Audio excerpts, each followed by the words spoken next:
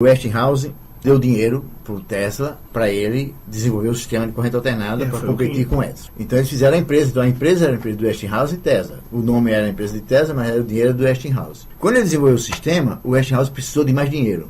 E aí buscou outros investidores, que eu não lembro agora se era... Não, antes do JP Morgan, outro. E aí, não sei se era Telegraph Union, uma coisa... uma outra empresa. E essa empresa obrigou o Westinghouse a transferir a patente para eles. E o Westinghouse foi ao Tesla e propôs pagar para ele.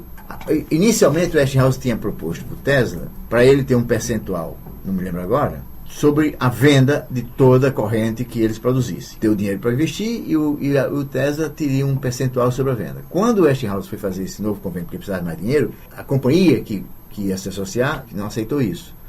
E aí eu disse, olha, eu compro toda a patente e acabou-se. Você passa. O Westinghouse foi ao Tesla e o Tesla aceitou. O Tesla teria ficado milionário. Diz a lenda que ele seria o primeiro bilionário da história, inclusive. Né? Bilionário mesmo, porque a base de toda a civilização moderna do século XX é a eletricidade. Mas então ele foi uma negociação que ele fez muitas negociações ruins, haja visto os dois casos com o Edison. Né? Tem muitas coisas interessantes, mas eu acho que as pessoas ou pelo menos algumas das pessoas que sugeriram o tema do programa, o que elas estavam pensando era nesse lado um pouco mais conspiratório, como o Jorge estava dizendo, né?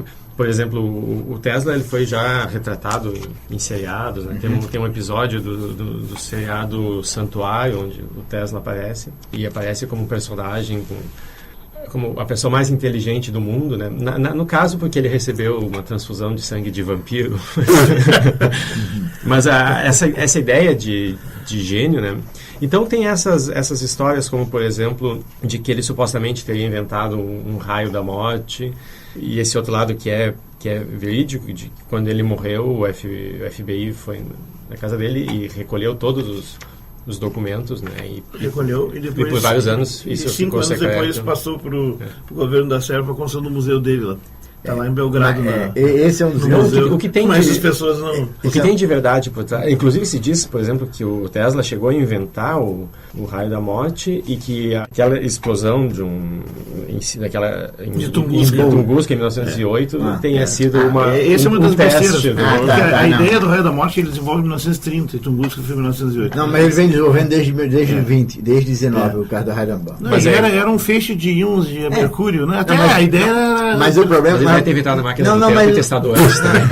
Não, tinha a máquina do terremoto, que é outra lenda, que foi derrubada pelos Mythbusters. Deixa eu dizer uma coisa. Isso é uma das grandes lendas em torno do Tesla, essa história do raio da morte. Tesla nunca testou nada. Ele não desenvolveu. Ele até morrer, ele trabalhou no conceito, ele deu várias entrevistas, ficaram manchetes. Ele estava sem dinheiro e ele propôs, para conseguir dinheiro de vários investidores, de que ele tinha um sistema, uma arma, era de raios, era de partículas, né?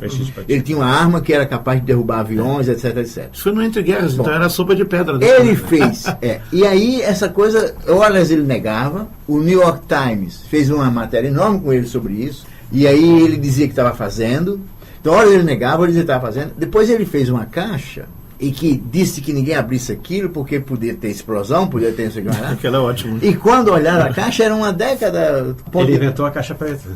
Inventou a caixa preta. Exatamente.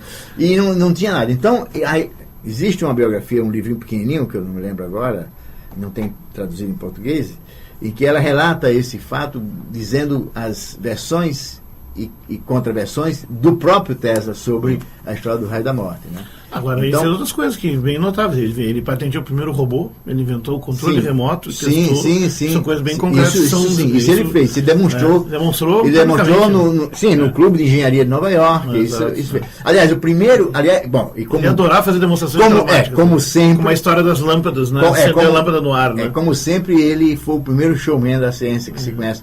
O Faraday foi o primeiro showman de modo sério, tá certo? Porque o Faraday fazia as suas apresentações no sábado de manhã na Royal Society e iam 400 pessoas para ver o Faraday falando, né? Então a história de uma vela e tal, aquela história química de uma vela virou um livro, foram várias palestras. O Tesla foi o primeiro showman, digamos assim, exagerado, que usa a mídia.